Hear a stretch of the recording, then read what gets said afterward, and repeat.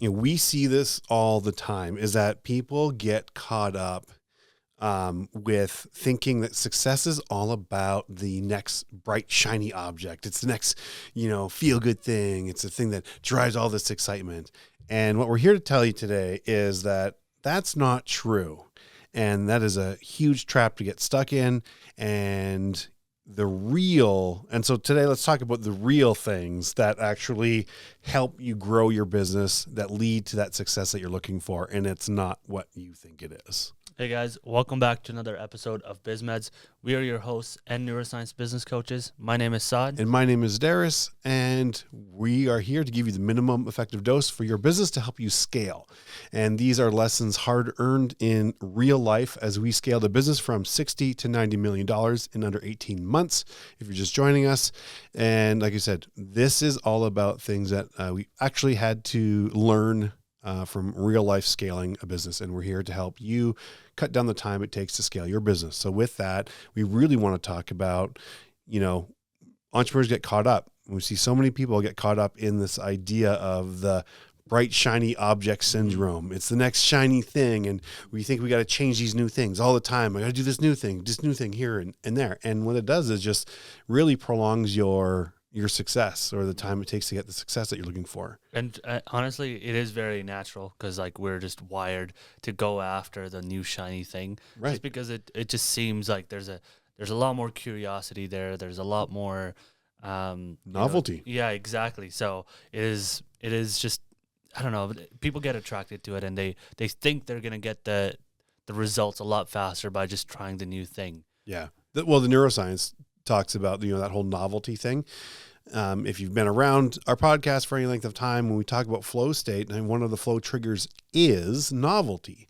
But novelty can be a distraction, right? You can use it in a way to help you get into flow, but it also can prevent you from actually being successful because it leads you down the trap of always trying to fulfill this need for novelty and in the wrong ways. Right? Oh, this new marketing thing came out. I got to go try that. Or this new software came out. I got to go try that. And as a result, you spend so much time wasted. And what happens is you get stuck in the perpetual struggle phase. Yep. Yep. And every time you switch your focus on something, you inadvertently revert right back to the beginning of struggle phase. And for those of you who don't remember or don't know struggle phase, it's one of the first phases in flow. As we get into flow, it's struggle phase. Mm-hmm. Struggle, release, flow, and then recovery. And we don't really realize what's happening, but that is the reason why when we start kind of do that, you get caught in that cycle. And it lends itself very well to also convincing ourselves that we're really busy all the time and doing a lot of things. Mm-hmm. Yeah. Yeah, and it's been something that I've struggled with a few times as well, because I'll end up doing the thing just to keep myself busy and know that I'm not actually doing the right thing, but just because it's better than to just sit there and worry about the new thing that I have to pick up. That is the more important thing. So you're just kind of trying to do something just to justify,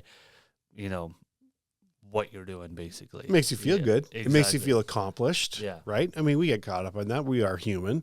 We suffer the exact same thing that everyone else does. Exactly. The difference is, we're here to kind of outline where that can lead you astray, and continually kind of going after that thing is what will keep you from being successful. Mm-hmm. And how do we then leverage into being successful and get out of that struggle phase? And, that idea of always doing something new, keeping that hustle and grind really high, there's a reason why people like Alex Hormozi or Jeff Bezos or really Andy Frisella, like really successful people, right? They talk about like working hard, extremely long, and if people don't really understand like what they're talking about, it's easy to misunderstand what they mean by that. Yeah. Yeah, I've heard people talk about this, I got to grind. And they end up doing this for a month straight, and then they can never do it again because they've burnt themselves out. They have no way of coming back.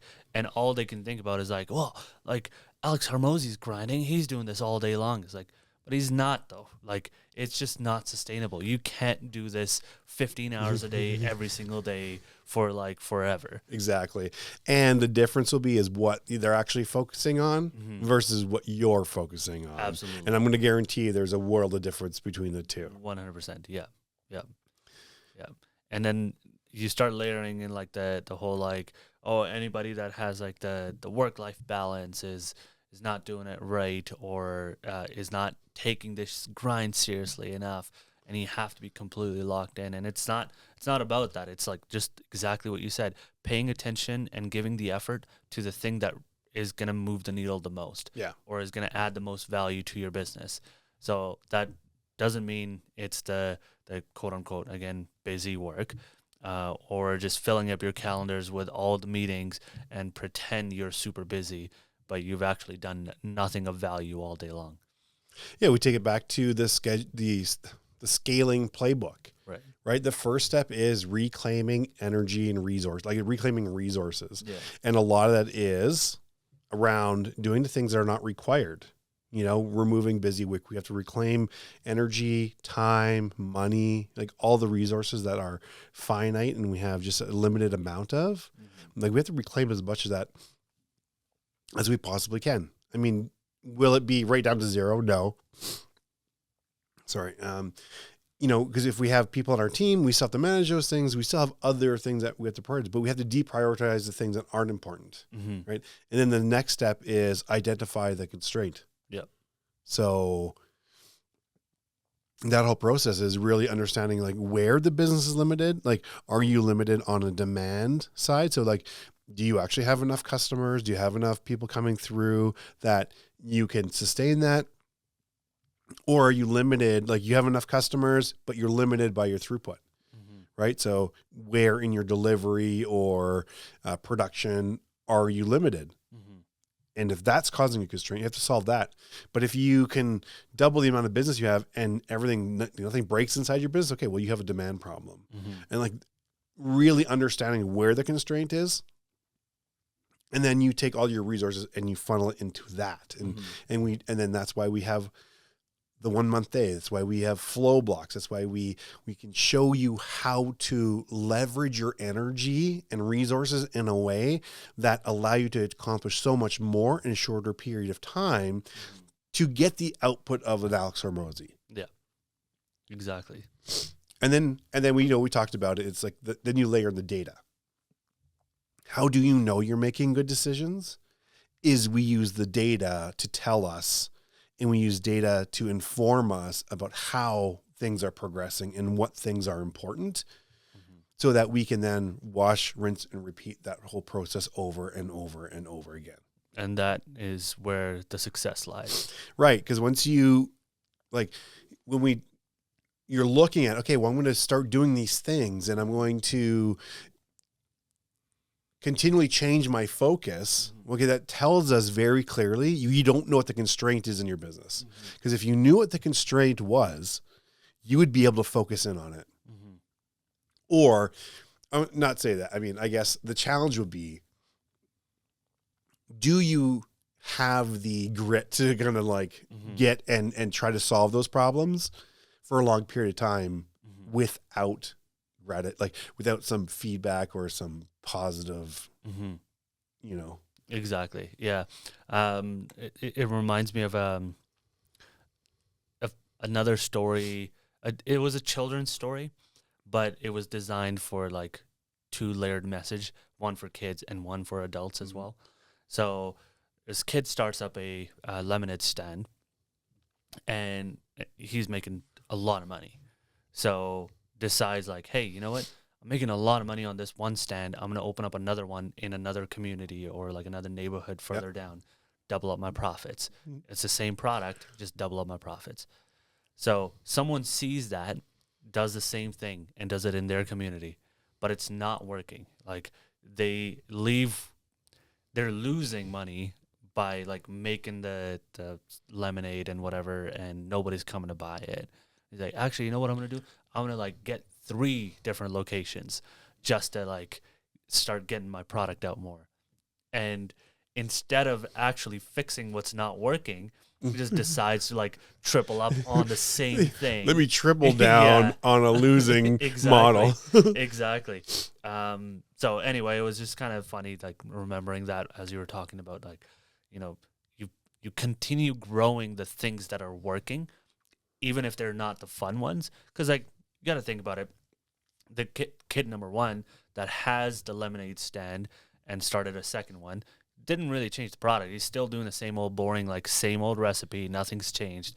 It's the same thing, just doing it in a different location and like kind of doubling up the profits, right? I mean, there could be a whole host of things that he's doing, you know. Yeah, marketing to the right people. There's exactly, like, right? Yeah. And then he's kind of dialed in that he's actually focused in on the first one, got the model down first, and then that's when okay, now I have the model dialed in, boom, now I'm going to move on. It's like, that actually is really a great analogy and example of, we see businesses and they get ahead of themselves and they start one like, oh, I'm going to franchise this business. And that's why so many franchises are garbage out there. Mm-hmm. I know I was involved in a franchise in my early days and got way too into the romanticized and was sold really, you know, when you look at it, it's like, oh, wow, like that's the thing that opened my eyes to, oh, when do you actually franchise or sell or license? It's like when you have the model dialed in, right? You have your initial one and then you duplicate that. You know how to duplicate that. It is like you have your data. Your data drives your decisions. You've dialed in all the things that are important. Mm-hmm. Now you can franchise, right? Yeah. You're at the other end where you can start to really license it or whatever you want to do. So many businesses, they try to get ahead of themselves and are like, oh, well, I'm gonna make this national brand, and so many franchises fail because they're not actually proven models, and the money for the franchisor is in the selling of the franchises, and then they either get a revenue share or whatever it is, and all things that feed them, but not necessarily the franchisee. Mm-hmm. And it's not a proven system. Yeah. So when you use the scaling playbook, again, like that's how you start to whittle down the things that aren't driving you to grow and help you solve the problems that are the actual constraint in your business. Because your business will only ever grow to a constraint and then it will stop. So if your business isn't growing, then you have a constraint. Yeah, you're in a constraint, yeah. And if you don't know what that is, if you haven't solved for that, and we talked about it before, kind of like the, solve the wrong problem the wrong way, or solve the wrong problem the right way, or solve the right problem the wrong way, or the right problem the right way. Yeah. And that is the whole point of the scaling playbook, is you want to identify the right problem and then start learning how to solve it the right way. Mm-hmm. And this is kind of where like the hustle and the grind comes in, where you're now hustling towards the right thing and you're putting in the effort. Doesn't matter however long that takes, you can actually come out on the other end and feel proud that you actually solved the problem and your business is now back on like all fours running, right? And you can now take the flow cycle framework, and it works when you are in flow state. Like, how do you get so much more done in a certain amount of time? And that also applies to a larger scale when you're actually managing your energy from a day, week, month cycle. Okay, well, I'm going to now, I know what to focus on. I can now exert a concentrated amount of energy to solve this problem. But guess what? The last stage of the flow cycle is recovery. Mm-hmm. And so you have to have that recovery part to be able to go back in again. So it's a cycle. It's not hey, you dive in and you max out and you go for 1,000 days, just you live your life at maxed out. It is impossible. You cannot. It has to follow the cycle. 100%, yeah. And you have to have time for recovery. And so, yes, you might succeed to a certain level despite yourself. Yeah. Right. But it won't be because of yourself. You have to fundamentally understand that you are wasting time, energy, money, resources, everything by just trying to brute force something, because you are inadvertently just focusing on the wrong things. And it's mostly because it's just lack of knowledge, right? It's just ignorance. You just don't know what you don't know. And our job here is to help kind of peel that back and help you get the awareness of like what you're doing is not going to get you where you need to go. There is a faster way. It's not going to take less energy, right? But you can maximize the use of the energy that you're already putting in there and just shorten the timeline it takes to get there. Yeah. It's a lot. We just packed in. Yeah, that was a lot there. I was like, you just said a lot right there. And really when it comes down to it is, I know we feel like we repeat the same thing over and over and over, and that is okay, because just not enough people have heard the message, and the message is so important that we will waste so much time and energy and our resources solving the wrong problems, right? And stuff that makes us feel good, whether it's in our comfort zone, it's it could be a function of our limiting beliefs, right? So things that have happened to us that have caused us to behave a certain way continually, and until we challenge those beliefs, we probably won't move past them. And so when we start to peel that back, we dive into it. What are those beliefs? The quicker we can identify what those beliefs are and then rewrite them, the faster we can move past them. Yeah, absolutely. It's so you just reminded me of something. We've been talking about neuroscience for since the beginning of this podcast. Like it's been, and before that, exactly, and before that, and I was on my way home, and I opened up my phone, and you know how like Instagram has all these ads that pop up now, right? I was kind of like quickly going through, walking towards my car, and my headphones on, and one of the ads, like, again, I can't tell you exactly what the actual message was, but you're naturally just kind of wired to skip the ad and like just move past it. This girl starts off as like, the neuroscience of your biology is just designed, and I'm like, well, hold on, like, so I already passed it. I was like, well, we'll come back, like, I want to listen to what she's saying. And it made me feel happy, because not like I sometimes get a little annoyed when I'm like, hey, I've been saying this forever. But like I'm starting to switch this mindset to now where I'm like, you know what? Our message is getting out there now. Even if this person heard it, it clicked to them, and they're now starting to get that message out as well, and they're able to help people. That's all we want. Exactly. We want people to be, aware of this, and, come to a conclusion that everything can be solved through your biology. Yep. You scale your biology to scale your business, and it'll be the biggest limiting factor. And I've told the story before, and I'll just tell a short one again. And the whole reason, I ended up finding this branch of neuroscience and psychology was because I went through an immense period of just overwhelm, burnout, all those things. Yeah. Where by 2-3 o'clock in the afternoon, I am done. Like, I have to sleep now. I'm just so shut down. And it's so frustrating feeling like that, because I feel like there's something wrong. I felt something was wrong with me, and not understanding. And I'm looking, and I'm starting to compare myself to other entrepreneurs. I'm like, hold on a second. Like, why is this happening to me? Like, what is wrong with me? Yeah. And knowing that, I'm just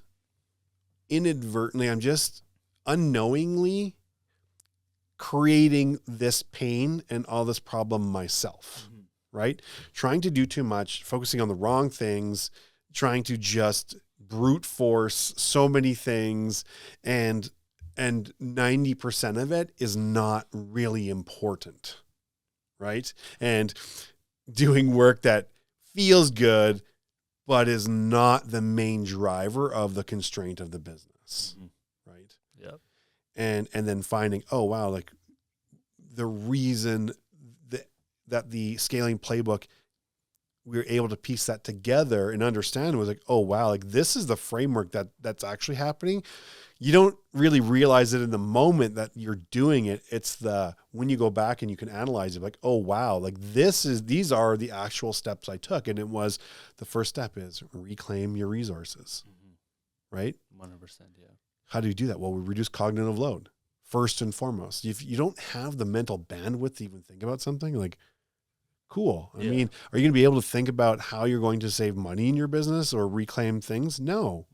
You have to reduce your own cognitive load first and foremost. Like that's the real first step, and stop doing shit you don't need to be doing. And, we started off the podcast and we said, hey, like here's going to be the thing that is going to prevent you. The real truth about this is like success isn't super sexy. Like the things that lead you to be successful aren't super sexy. They don't feel great because it's about over a long period of time being super fucking consistent, working on the right things. And it means you're probably going to suck at doing something for a long period of time, AKA our podcast. And we look and we continually try to look, okay, what works, what doesn't work. Okay, like we understand that this is acquiring a new skill. Along the way, the message doesn't change, but how we deliver that message will evolve, and how we structure the podcast evolves. But it's like the podcast doesn't necessarily make us money, right? We have a very important message for business owners based on the experience that we have and the success that we have had to say, okay, here, we can help you cut a lot of your frustration down and help you collapse timeframes based on what we've learned. That's what we're going to deliver. Yeah. And help kind of dispel the myths around that. And here's the minimum effective dose you need to kind of like make some massive changes that are going to help you, and things that we wish we would have known 20 years ago. Exactly. Yeah. Hopefully I went full circle on that. You did. Yeah, you kind of did. I mean, like, we've been talking about all these things in different chunks and different portions throughout the entire podcast. If you go through, you're going to find the same message that, we're talking about today in a different way, like 20 episodes ago, right? Yeah. Like, so the whole goal is that, we want you to fully understand what this is actually going to do for you. Yeah. And a lot of times people don't actually come to that conclusion until they run into a problem themselves. Yeah. So the purpose with this is to talk about it so many times that you, whenever you're ready and are willing to listen, we're here to help you. Yeah. And not be disillusioned to think that it is going to be harder. It's going to take longer, and you're going to have to face yourself. Right? I don't necessarily think that you have to, quote unquote, work through all your stuff. For some people, for some things, yeah, that might be true. You might have to you might need some therapy or some mechanism to help you work through some stuff. But it's just as valid to be able to understand where something comes from and just, okay, acknowledge it and move around it and just walk by it. Like, hey, cool. I don't necessarily need to solve that. I just, having the awareness is enough to know, that's where that came from. Cool. I can choose to be different now. I can choose to act differently. I don't need to psychoanalyze this thing. Right. I don't think it's a perfect, you need to have therapy and this. I'm like, yes, for some things you probably do. Some things it's just an understanding of where it is, but like, don't disillusion yourself that you're going to suck. You're going to suck, and it's going to be harder, and you're going to doubt yourself. You're going to fucking doubt yourself. Just like same way we do. Like, hey, is the message getting out there? And you just have to have this internal resolve that is bigger and is your purpose has to be bigger to be able to handle that. And weather that storm, just to know that the path that you're on is the right path, regardless if people like doubt you or, when it even feels dark and you just like, oh fuck, like what are we doing? How's that for our podcast today? All right, everyone, I think we're going to stop there. And we hope that, you have been able to come full circle with us on this, that, that path to success, you are definitely wasting so much time and energy and resources on the wrong things. And the real path to success is a way less sexy. And there are ways to condense those time frames, but it's not going to take less energy. It's going to take the same amount of energy refocused in a more positive and highly productive way. I hope that's an accurate representation of that. I think Absolutely, that's what we want to sum up with. So for that, everyone, thank you for joining us. We are BizMeds. My name is Darius. And I'm Saad. And we're your neuroscience business coaches, here to give you the minimum effective dose to grow and scale your business, forged in real life experience of scaling a business from 60 to 90 million under 18 months and helping other businesses do this exact same thing. So, Mom, Saad's mom, love you. Thank you. If you've been around since the very beginning or just joining us and have chose to invest some time with us, thank you from the bottom of our hearts. We don't get paid to do this, but we're here to help you and support business owners who are in this game of entrepreneurship and have realized it's a fuck a lot harder than we ever thought it was. Yep. And we're here for you. So with that, thank you. If you haven't signed up for the Burnout to Breakthrough Masterclass, which invests 57 minutes to, guess what? Reclaim time and energy and resources, you need to do that. Like the equivalent of like 2 days a week, you get to reclaim to start fixing the things that are actually broken in your business. So with that, remember, you're just one day away from the life you've always dreamed about. We're going to see you in the next episode.